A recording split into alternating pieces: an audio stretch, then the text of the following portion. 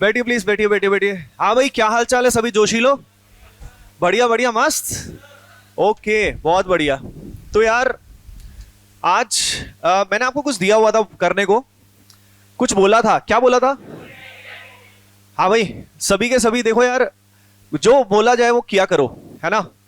क्योंकि कभी भी आपसे कुछ भी पूछा जा सकता है उससे रिगार्डिंग, और आपको रेडी होना चाहिए, है ना? चलो, बातें कम, क्वेश्चन ज्यादा करेंगे और सीधा पढ़ाई करना शुरू करते हैं। बातें तो बीच में हो भी जाती है थोड़ी बहुत। और आप भी ऑनलाइन वालों, जो काम दिया जा रहा है उसको करो, ठीक है? तो यार आपको बताया गया था, शायद मैंने जो काम दिया था वो क्या दिया था, एनसीईआरटी। क्या दिया था? एनसीईआरटी। ओके, तो उसकी रीडिंग लोगे तो क्या होगा कि ज्यादा समझ में भी आएगा, मजा भी आएगा, है ना? तो सीधा अपन क्वेश्चन से स्टार्ट करते हैं। Let us start with the questions. और फिर आज पॉलीमराइजेशन में जो कंडेंसेशन पॉलीमर होते हैं वो कौन कौन से होते हैं, क्या रहता है, वो देखने वाले हैं। पर उससे पहले सीधा क्वेश्चन से स्टार्ट करते हैं। ओके, स्टार्ट करें। अच्छा, पॉलीमर्स में अभी तक जो कराया गया है उसमें किसी को कुछ पूछना है तो पूछ सकता है। अभी तक कोई भी कुछ भी चीज पूछना चाहता है, girls, boys and anyone else, कोई भी? ओके, चलो यार।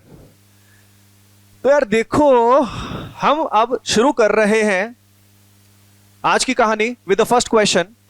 फर्स्ट क्वेश्चन जो है वो सबसे पहले करने वाले हैं, जो लास्ट टाइम मैंने बात की थी, आइडेंटिफाइंग द मोनोमर्स। तो हेडिंग लगाओ जल्दी से क्वेश्चन पे, आप भी सभी ऑनलाइन वाले स्टूडेंट्स।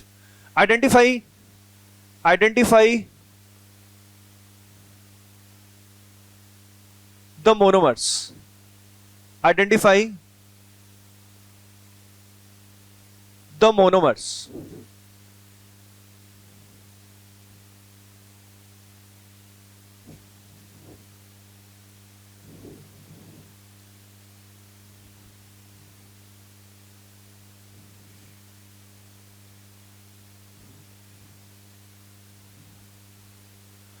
करते जाओ, एक ही नहीं है बस, और भी हैं।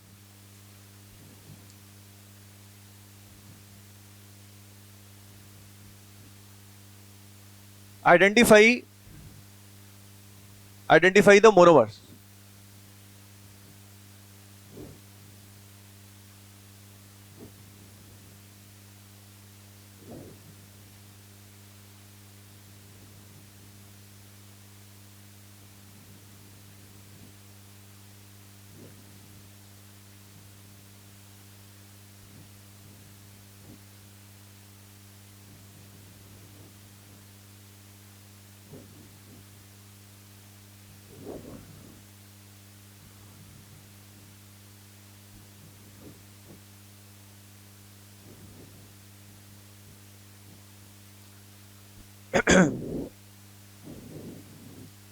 Identify the monomers. करते जाओ, स्पीड से करेंगे अपन।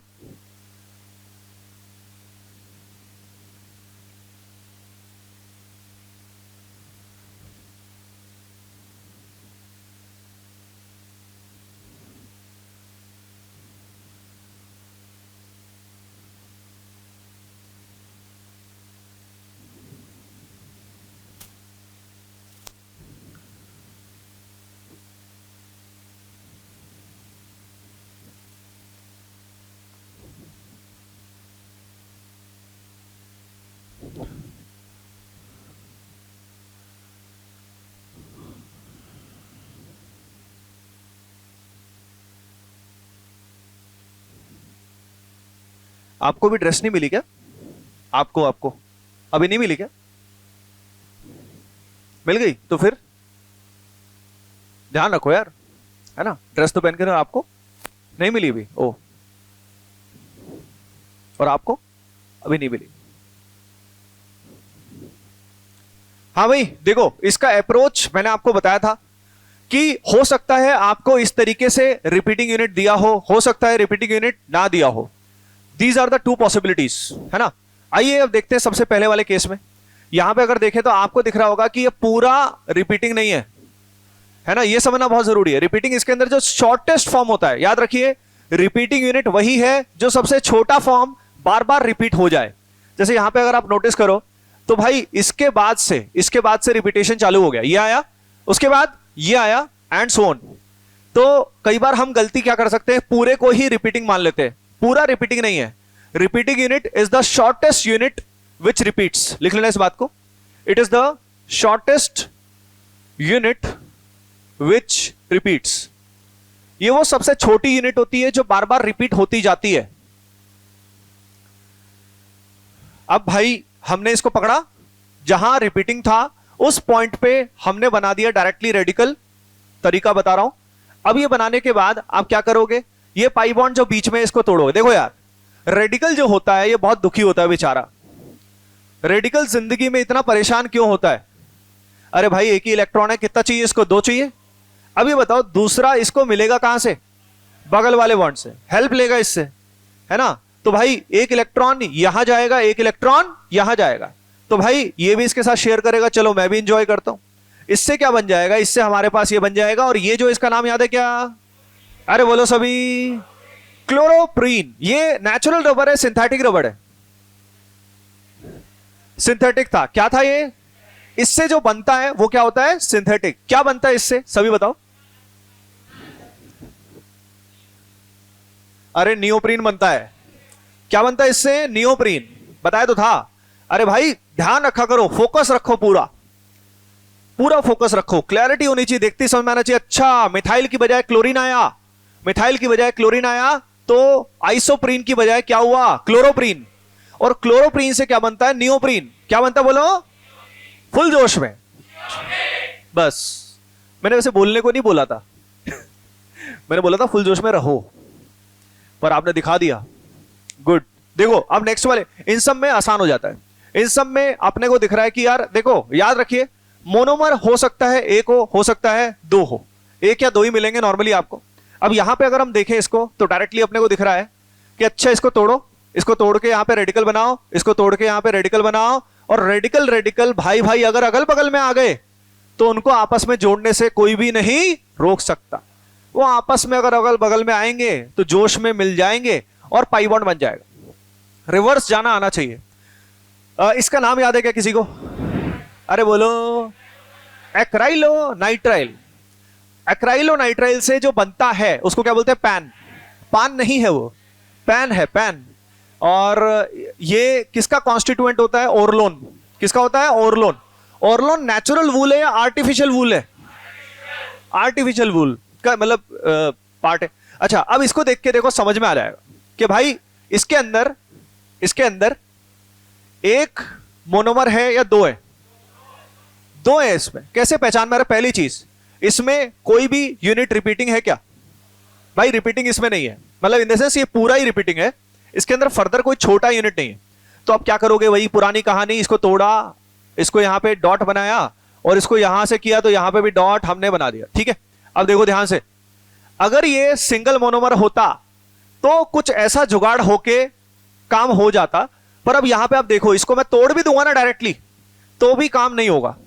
तो मान लो अब मैंने क्या किया, ये बताओ, ये रेडिकल है, रेडिकल को बगल में क्या चाहिए? रेडिकल। मतलब इलेक्ट्रॉन को क्या चाहिए? इलेक्ट्रॉन। भाई पेयरिंग होगी तभी तो बॉन्ड बनेगा। तो ये जो बॉन्ड है टूटेगा, इलेक्ट्रॉन यहां जाएगा, ये ऑब्वियसली यहां जाएगा, इससे यहां पे बॉन्ड बन जाएगा। अब इसका एक इलेक्ट्रॉन यहां गया, तो देखना ध्यान से, यहां कुछ ऐसा, यहां कुछ ऐसा, ये अभी भी है कुछ ऐसा, और यहां पे डॉट। अब ध्यान देना सभी के सभी गांव के वासियों, ध्यान से देखो, ये रेडिकल आपको दिखाई दे रहा है। अब इस डॉट को एक बॉन्ड अगर बनाना है तो बगल में भी उसको क्या चाहिए? डॉट। अगर यहां पे डॉट चाहिए यानी मुझे ये जो बॉन्ड है इसको तोड़ना पड़ेगा। क्या ये बात क्लियर है? मतलब इसके अलावा पॉसिबिलिटी कुछ है ही नहीं अपने पास। और ध्यान से देखो, इसको भी बगल में क्या चाहिए? डॉट। यानी इससे दिख गया कि भाई इसको तोड़ डालो। इसको जब तोड़ोगे तो यहां पे एक इलेक्ट्रॉन यहां, एक इलेक्ट्रॉन यहां, एक बॉन्ड यहां, एक बॉन्ड यहां। क्या क्लियर हुआ? तो यहां पे आपको फंडा क्लियर होना चाहिए। ज्यादातर कोई रिवर्स अप्रोच पता नहीं होती। अच्छे क्वेश्चन इसी से ही बनते, खासकर ये बहुत आसान होते हैं। ये थोड़ा सोचने वाली बात होती कि भाई कहां से तोड़ूं मैं, तो कहां से तोड़ूं ये समझ में आ रहा है इनकी जरूरतों के हिसाब से। जो इनकी जरूरतें हैं उन्हीं के हिसाब से हम यहां पे डॉट डॉट लेके आए, तोड़ दिया। ये रिवर्स में जाने का तरीका है। तो यहां पे एक हमारे पास आ गया है कुछ ऐसा, आइसोप्रीन। Very good. क्या बोलते हैं इसको? आइसोप्रीन, बहुत बढ़िया। और एक हमारे पास, एक सेकेंड, रुको रुको रुको, ये नहीं होगा, विनाइल क्लोराइड। क्या होगा ये? विनाइल क्लोराइड, विनाइल क्लोराइड, ये विनाइलिक पोजीशन होती है। ठीक है, चलो यार देखो एक बात मैं आपको बता देता हूं, होमवर्क आइडियली तो सब कुछ करना चाहिए होता है, आइडियली तो क्लास सारी पूरी फुल अटेंटिव कर लो, होमवर्क भी सारा कर लो, ये सब एक परफेक्ट सिचुएशन है। अगर ऐसा कर पाओ तो बेस्ट है, और आप में से कई सारे स्टूडेंट कर भी पा रहे होंगे। लेकिन अगेन मैं बोलूंगा कि आइडियल सिचुएशन तो ये है, लेकिन अगर आप यहां तक भी कर पा रहे हो दैट इज ओके। दिक्कत कहां आती है कि जब हम इतने पे चले जाते हैं। तो मैं कहना यह चाह रहा हूं कि जितना आपसे बन पड़े, जितना आपसे हो पाए उतना करो, अच्छे से करो। इस टेंशन में कभी मत रहना कि सर ये रह गया, ये नहीं हुआ। और एक बहुत इंपॉर्टेंट बात, रिवीजन। जैसे क्लास में जो कराया, सबसे इंपॉर्टेंट होता है क्लास में समझना। मान लो क्लास में हम बैठे तो ऐसे हैं, असल में मान लो मुझे बाय द वे नींद आ रही है, या मैं डिस्ट्रैक्टेड हूं, या कुछ और ही मेरे दिमाग में चल रहा है, या फॉर एग्जाम्पल अभी मेरे को जाके मेस में ये मतलब भूख लग रखी है फॉर एग्जाम्पल, तो दिमाग में चल रहा है। तो मैं कहना ही चाह रहा हूं कि सबसे इंपॉर्टेंट क्लास में सही से समझना है। क्लास में आपने बढ़िया से समझा, बढ़िया से नोट्स बनाए, मैं आपको लिटरली बोल रहा हूं आपका 50 to 60% काम हो गया। क्योंकि ये बताओ, ये जो हमने किया, ये क्वेश्चन किए, ये सेल्फ स्टडी तो है। अगर आपने क्लास में इनको ट्राई किया ना ठीक से, तो सेल्फ स्टडी है। लेकिन अगर आप सिर्फ मेरी ही सुनते रहे, आपने कोशिश ही नहीं की, तो ये सिर्फ एक तरह से ज्ञान सुन रहे हो, बस लेक्चर सुन रहे हो, कर नहीं रहे। यानी सबसे इंपॉर्टेंट है आपकी खुद की सेल्फ स्टडी। आपका सुबह के 7 बजे से लेके लगभग 1:30-2 बजे तक यहीं पे रहते हो, तो अगर उसमें थ्योरी तो आएगी, नई चीजें भी आएंगी, पर ज्यादा फोकस आपका किस पे होना चाहिए? क्वेश्चन करने में।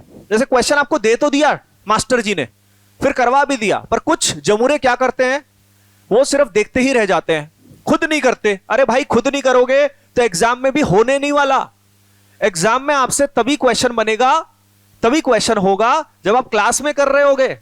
बहुत सारे स्टूडेंट सोचते रहते हैं सर थ्योरी आती है, क्वेश्चन नहीं होते, क्वेश्चन नहीं होता। अरे भाई ठुल्लू करेगा तभी तो होंगे, करते नहीं हो। तो इसीलिए मैं नहीं कह रहा आप नहीं करते हो, मैं कह रहा हूं कि बहुत सारे लोग नहीं करते।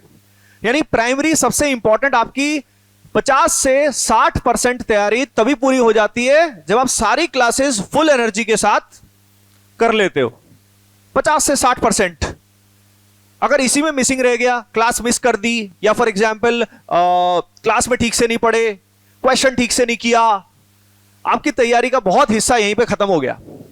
ये मान लो फिर पूरा सारा दिन निकाल के भी आप 50-60% नहीं कर पाओगे। तो सबसे पहले प्राइमरी है क्लासेस बहुत बढ़िया से करना। अब इसके बाद घर जाके जितने भी क्वेश्चंस करो, जितना भी होमवर्क हो पाए आपसे उतना करो। लेकिन अगली क्लास से पहले ये इंपॉर्टेंट है कि जैसे ये क्लास आज ये है, अगर मान लो आपने पॉलीमर सही में पहले पढ़ा है तो आपको क्लास में ज्यादा मजा आएगा, ज्यादा फील आएगी। लेकिन अगर आपने बिल्कुल भी रिवीजन नहीं किया, बिल्कुल याद ही नहीं है, तो आपका वो फ्लो ही नहीं बनेगा। तो कम से कम रिवीजन करना सबसे इंपॉर्टेंट है। हमें पता होना चाहिए कि पिछली क्लास में क्या चल रहा था, क्या हुआ था, सब कुछ एक एक चीज। ओके, हाँ भाई, क्लियर है सभी को? ओके, तो भाई ये हो गया। ये वाला तो सीधा डायरेक्ट है, आइसोप्रीन। क्या होगा? आइसोप्रीन। भाई डॉट डॉट लगाओ और इस पाई बॉन्ड को बीच वाले को तोड़ो और यहां पे डॉट डॉट लगा दो, चिल है। चलो यार अब आगे चलते हैं। अगले वाले में लिखो क्वेश्चन में, classify following polymers, classify following polymers as natural, comma synthetic, comma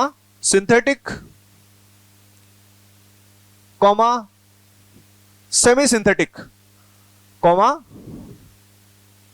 semi-synthetic। भाई पॉलीमर जो है ना, ये 3 प्रकार के रहते हैं। मतलब वैसे टाइप्स पता है, अलग अलग फंडे पे डिपेंड करते हैं। जैसे मान लो पॉलीमर नेचुरली दुनिया में पाया जाता है, भाई नेचुरली पाया जाता है तो उसको नेचुरली बोलूंगा, सीधी बात है। अगर वो ह्यूमन बीइंग ने ही बनाया तो उसको क्या बोलेंगे? सिंथेटिक या क्या बोलेंगे? आर्टिफिशियल। और अगर एक नेचुरल पॉलीमर में हमने कुछ बदलाव कर दिए ह्यूमन बीइंग ने, तो वो क्या होगा? Semi synthetic. अब इसको डिफाइन करने का क्या मतलब आपको पता लग गया कि क्या होता है। एनसीईआरटी में दिया भी हुआ है, शुरू में यही पहले 1-2 पेज में यही बता रखा है कि भाई कितने प्रकार के होते, तो आपको इनको देख देख के बताना है, ठीक है। और फिर मैं तरीका ही बता दूंगा कैसे पहचानना है। वैसे कुछ को तो आपको जानते होंगे, अभी करते जाओ। और भी लिख रहा हूं, करते जाओ इसको।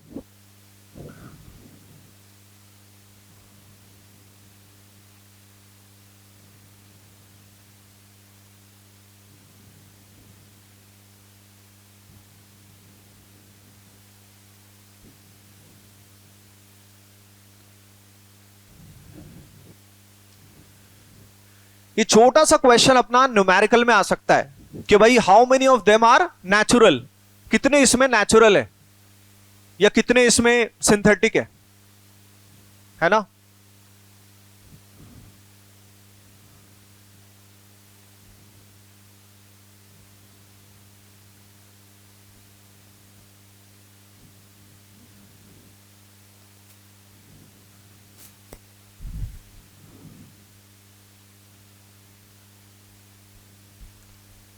इसको ना डस्टर को ठीक करवा देना, नया है लेकिन फिर भी फटा हुआ है, सिल जाएगा थोड़ा, बाकी वैसे सही है।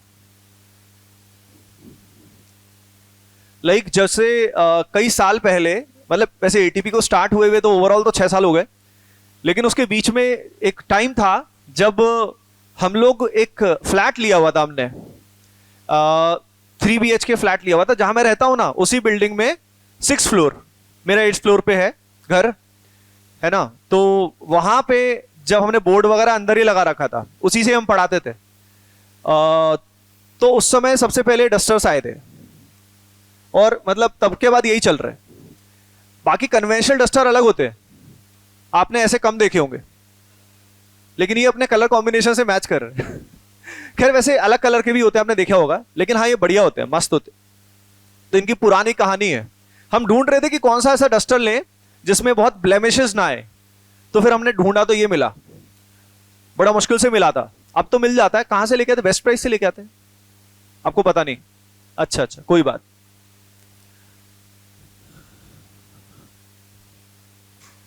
इसमें मतलब फील भी आती है थोड़ी सी, इंजॉय रहता है, मतलब इस प्रोसेस में परेशानी नहीं होती। ओके, हाँ भाई, गर्ल्स बॉयज एंड अदर्स। भाई अदर्स भी तो होते कि नहीं होते? Very good. नहीं यार, एक्चुअली मतलब सुप्रीम कोर्ट ने जब रिकॉग्नाइज कर दिया तो हम लोग भी, इनफैक्ट हमारा फॉर्म आपने देखा था, फिल नहीं किया आपने फॉर्म, तो उसमें था ना, उसमें हाँ, तो वही। ओके चलो यार, आओ देखते हैं इसके अंदर। क्वेश्चन न्यूमेरिकल में आ सकता है, आप जान सकते। तो भाई सबसे पहले नेचुरल स्टार्च, सभी को पता होगा नेचुरल, सेलुलोज भी नेचुरल होता है। पीवीसी आर्टिफिशियल, आर्टिफिशियल मतलब सिंथेटिक, सिंथेटिक बोल दो, सिंथेटिक बोलते हैं बेटर रहेगा, है ना। आर्टिफिशियल थोड़ा बिल्कुल ही ऐसा लगता है कि तुक्के से बना दिया। सिंथेटिक है, बनाया हमने, सिंथेसाइज किया है। हाँ भाई, टेफलॉन, अरे बोलो, बुनाइन सिंथेटिक होता है। ये भी क्या होता है? सिंथेटिक। सिंथेटिक रबड़ बोला तो था भाई। इसके बाद सेलुलोज नाइट्रेट, सेमी सिंथेटिक। देखो सेलुलोज के अंदर नाइट्रेट लगा दिया, अरे भाई सेलुलोज जो होता है वो क्या होता है? नेचुरल होता है, तो उसमें अगर नाइट्रेट ग्रुप लगा दिया तो सेमी सिंथेटिक हो गया, सिंपल सी बात है। तो अच्छा इसको बताओ, सेलुलोज एसीटेट को बताओ, सेमी सिंथेटिक। एचडीपी क्या होगा? अरे भाई पूरा नाम बोलो इसका। हाई डेंसिटी पॉलिथीन क्या है? सिंथेटिक। सिंथेटिक। एलडीपी, ये भी मतलब हाँ नाम तो सही है लेकिन क्या होगा? सिंथेटिक। ये भी क्या होगा? सिंथेटिक। ये क्या होगा? नेचुरल। रबड़ मतलब नॉर्मल रबड़, रबड़ लिखा हुआ है तो नेचुरल मानेंगे उसको, ठीक है। रबड़ लिखा हुआ है तो नेचुरल ही उसको कंसिडर करेंगे हम लोग। अच्छा, प्रोटीन जो होता है, प्रोटीन, प्रोटीन क्या होता है? नेचुरल होता है यार है ना, आर्टिफिशियल तो नहीं खाते ना कोई। ओके चलो यार, ये हो गया। तो थोड़ा सा आपको आइडिया लग गया कि क्वेश्चन किस किस तरह से बनते हैं, और भी बहुत सारे तरीके होते हैं। क्वेश्चन फिर बीच में करते रहेंगे, अब आगे बढ़ते हैं, जल्दी से थ्योरी वाला पार्ट खत्म करते हैं, फिर कुछ क्वेश्चन और करेंगे, है ना। चलो यार, अब देखो एक चीज मैं आपको बताना चाहूंगा, depending on the polymeric structure, polymer 3 तरह के होते हैं। थ्योरी नहीं लिखेंगे ज्यादा, सीधा मैं लिख लो टाइप्स, लिख लो types of polymers according to structure. Type of polymers according to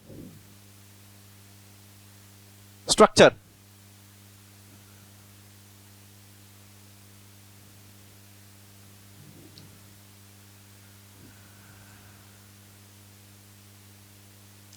तो यार देखो, सीधा अपन डायरेक्टली देखते ही समझ जाएंगे। पहला जो टाइप होता है, जैसे देखो ये जो आपको दिखाई दे रही है सीधी चेन, इस चेन के अंदर एटम्स हैं। चेन में क्या है? एटम्स। अब इसमें होगा क्या? रिपीटिंग यूनिट होगी। क्या होगी? बस रिपीटिंग यूनिट बार बार रिपीट होती जा रही है। ये मिलके क्या बन रही है? एक बड़ी सी चेन। ऐसी ऐसी बहुत सारी चेन मिलके क्या बनाती है? पॉलीमर। क्या बनाती है? तो पॉलीमर अकेला एटम नहीं होता, बहुत सारे एटम्स मिलके चेन बनेगी। ऐसी ऐसी बहुत सारी चेन होंगी और वो चेन आपस में क्या होंगी? कनेक्टेड। देखो मैं बताता हूं, अब इन चेन्स के बीच में ना फोर्सेस होती है। उन फोर्सेस को हम क्या बोल रहे हैं? Intermolecular forces. क्या बोलते हैं? हाँ, यानी उन चेन्स के बीच में जो फोर्सेस है। तो लीनियर के अंदर भी फोर्सेस होंगी, ऐसा नहीं है कि नहीं होंगी, होती हैं। तो भाई ये लीनियर होता है जिसमें सीधी सीधी चेन है, कोई और टेंशन वाली बात नहीं है। अब देखो सेकंड जो है, साथ साथ लिख लेना। पहला लिख लो लीनियर, पहला लिख लो लीनियर।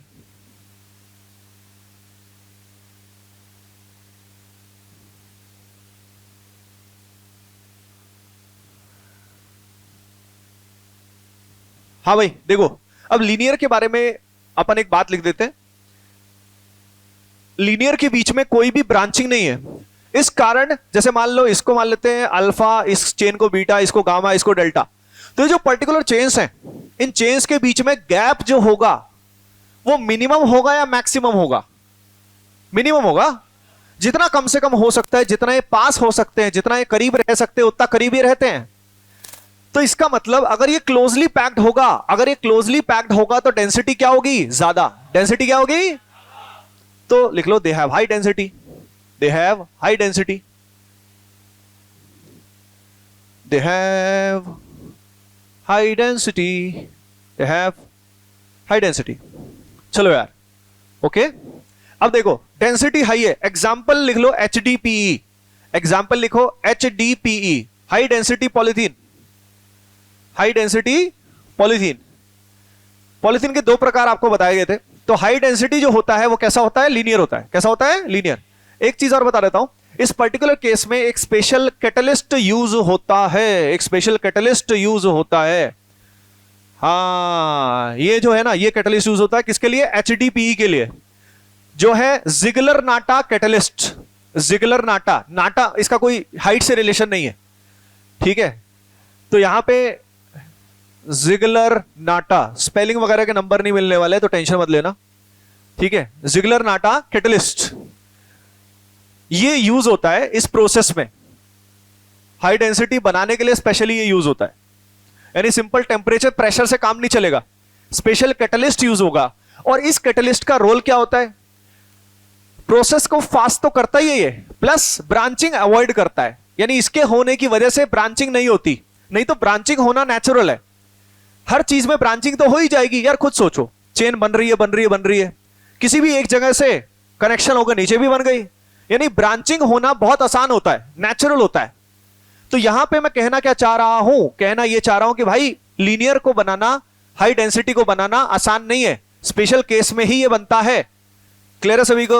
अब इसके बाद सेकंड देखते हैं। सेकंड का नाम क्या है? ब्रांच्ड। ब्रांच्ड में अगर हम देखते हैं तो यहां पे चेन्स हैं, लेकिन चेन में देखो, दिख रहा है आपको ये जो एंजॉय कर रहा है, क्या है ये? ब्रांच। अब ब्रांच के आने से हुआ क्या, अगर आप ऑब्जर्व कर रहे हो साफ साफ ही, कि भाई यहां पे ये जो स्पेस है ना बीच में, ये कम हो गया बढ़ गया?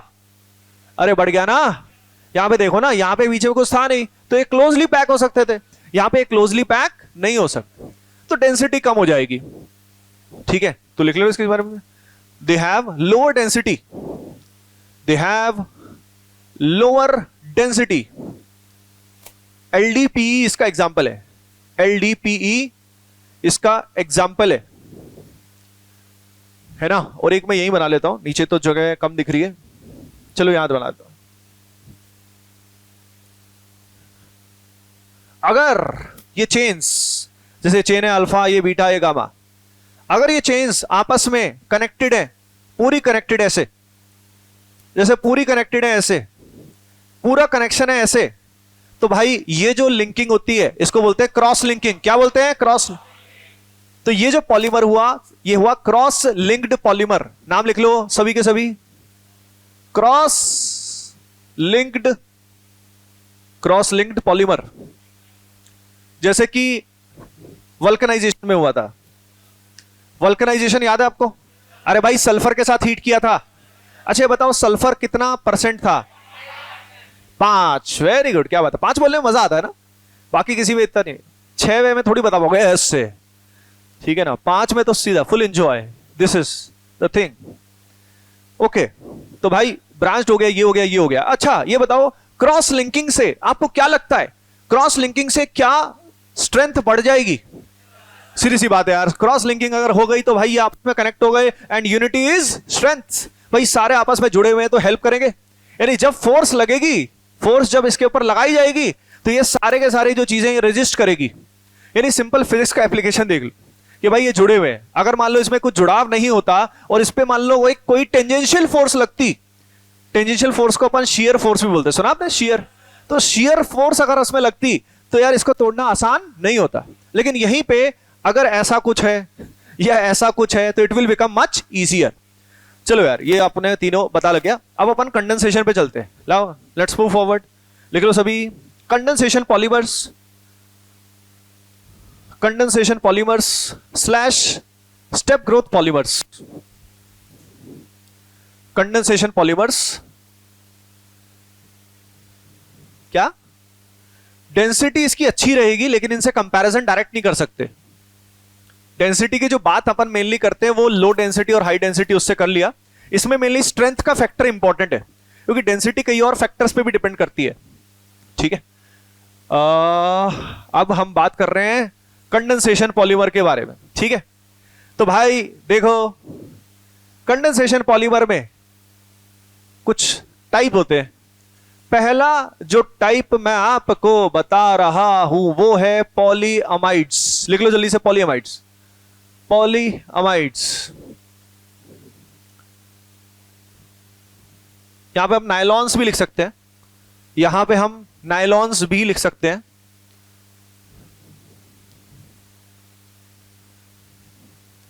चलो यार सबसे पहला आओ देखते हैं बच्चों, नायलॉन 6-6।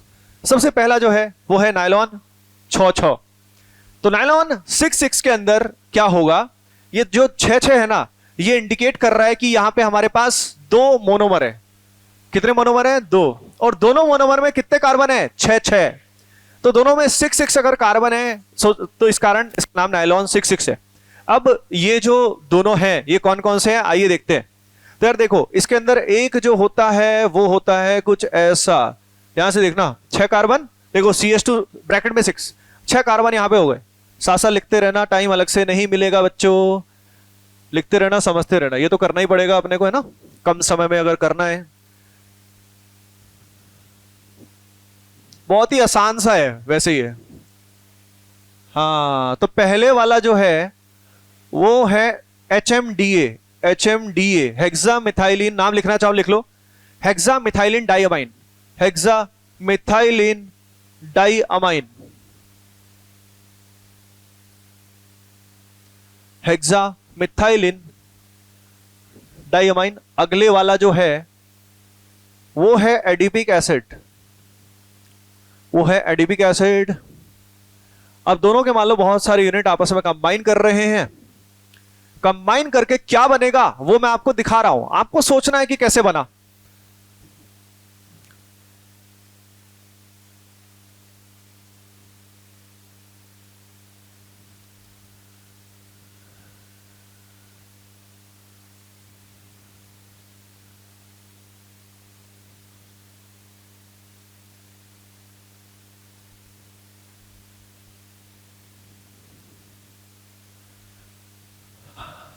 अब देखो ध्यान देना सभी के सभी, यहां पे इन दोनों के n यूनिट्स है। n यूनिट्स मतलब बहुत सारे हैं, n की वैल्यू यहां पे स्पेसिफाई नहीं कर रहे अपन। अब यहां पे अगर मैं आपको बताऊं तो भाई यहां पे ये आया, फिर ये आया, फिर इसके बाद फिर से यही आएगा HMDA, फिर एडिपिक एसिड, एंड ये चीज चलती रहेगी, ये यहीं पे स्टॉप नहीं हो रहा है। तो ऐसा नहीं कि 2 ही हैं बेचारे प्यार के मारे, ऐसे ऐसे और भी बहुत सारे हैं, कोई आगे भी है और कोई पीछे भी है, दाएं बाएं नहीं है यहां पे। अब सबसे पहले अपने को समझना है कि भाई ये कैसे कनेक्ट हुए। तो देखो हमेशा मैं स्टूडेंट्स को ये अप्रोच पढ़ाने का एक तरीका होता है, सबके अपने अपने तरीके होते हैं। एक अप्रोच होता है फॉरवर्ड अप्रोच। वो अप्रोच ऐसी होती है जिसमें बस मैं लिखे जा रहा हूं, समझाया जा रहा हूं, बताया जा रहा हूं, आप खटखट नोट किए जा रहे हो। इसमें एक स्टूडेंट को बड़ी अच्छी फीलिंग तो आती है, सूडो फीलिंग भी आती है कि मुझे आ रहा है आ रहा है आ रहा है, बट असल में उसको आ नहीं रहा होता है, वो बस सुन रहा होता है। मैं लेकिन कई बार क्या करता हूं, आपने शायद देखा भी होगा या पता नहीं इतना नोटिस किया नहीं, पर क्या फंडा रहता है कि भाई यहां पे पहले मैंने लिख दिया, जैसे इसमें लिख दिया। अब तुम सोचो, जो स्टूडेंट मेरे इन ट्रिगर पॉइंट्स पे जो मैं बोलता हूं ना सोचने को, और सही में सोचता है, उसका माइंड डेवलप होगा, और माइंड डेवलप होगा तो एग्जाम में क्वेश्चन होंगे, है ना। तो हाँ, एक से रुक जाओ। तो अब आप सोचा करो कि ये कैसे बना। अगर सिंपली सुनते रहोगे तो समझ तो आ जाएगा, अप्लाई नहीं कर पाओगे कभी। खुद सोचो कि भाई सिंपल सी बात है, ये वैसे का वैसा है। देखो 6 कार्बन यहां एडीपी में भी टोटल कार्बन कितना है, 6, 4 2 6। अब ये दिख रहा है कि अच्छा इन दोनों में कुछ ना कुछ चक्कर चल रहा है। अब यहां पे इन दोनों में जो चल रहा है उसकी वजह से ये बन गया है, उसका प्रोडक्ट है ये। अब भाई दिख रहा है कि यहां से क्या निकल गया, हाइड्रोजन, और यहां से क्या निकल गया, OH। तो भाई इन दोनों में रिएक्शन हो रही है, और रिएक्शन होके क्या निकल रहा है, पानी, H2O यहां से निकल रहा है। H2O निकल के ये बन रहा है, और ये लिंकेज कौन सा लिंकेज है, अमाइड। अरे बोलो, अमाइड लिंकेज आ गया, है ना। अब देखो सुनो, यहां तो हो गया जो होना था। अब यहां पे एसिड है, क्या है ये, एसिड। एसिड से आगे क्या होगा, NH2। कहां से भाई, ये दोबारा से आएगा ना। अब जब वो NH2 इससे रिएक्शन करेगा तो एसिड का क्या निकलेगा, OH। क्या निकलेगा, OH।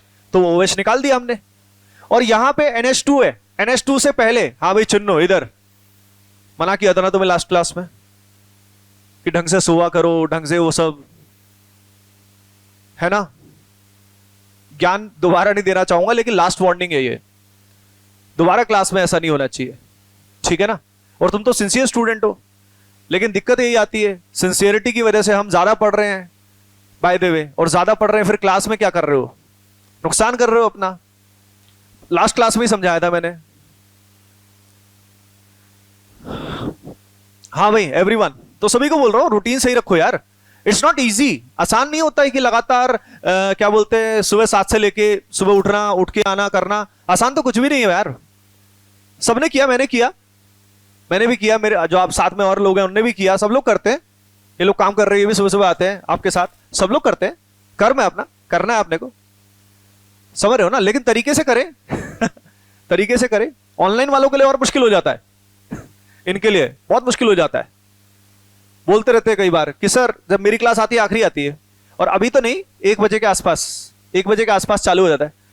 जैसे सर, मेरे को फील आ जाती है कि सर छोड़ दो बस, हो गया लेकिन भाई कंटेंट तो करना पड़ेगा, काम तो है, अच्छे से करना ही है अपने को, यू नो, क्योंकि हर पार्ट इंपॉर्टेंट है।